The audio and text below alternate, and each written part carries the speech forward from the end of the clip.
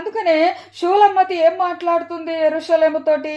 యెరూషలేము కుమార్తెలారా అంటే స్త్రీలతోటి, యెరూషలేములో ఉన్న స్త్రీలతో షూలమ్మతి మాట్లాడట్లేదు. యెరూషలేముతో మాట్లాడుతుంది, ఆ పట్టణముతో మాట్లాడుతుంది.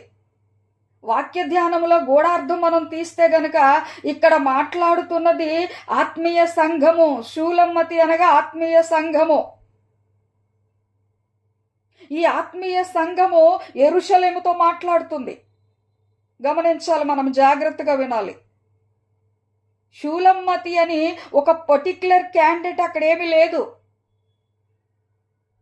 వాక్యముని కవిత్వముతోటి, ఉపోద్ఘాతములు, కవిత్వము, అతిశయోక్తి వీటన్నిటిని కలగలిపి ఈ పరమగీతముల గ్రంథము వ్రాయటము జరిగింది.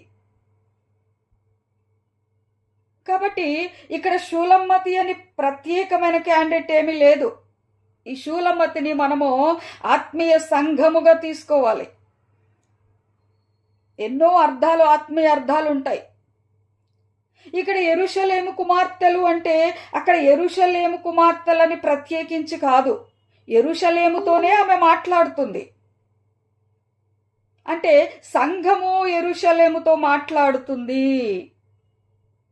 యెరూషలేముకు ఈ సంఘము బోధిస్తుంది. గమనించాలి మనం.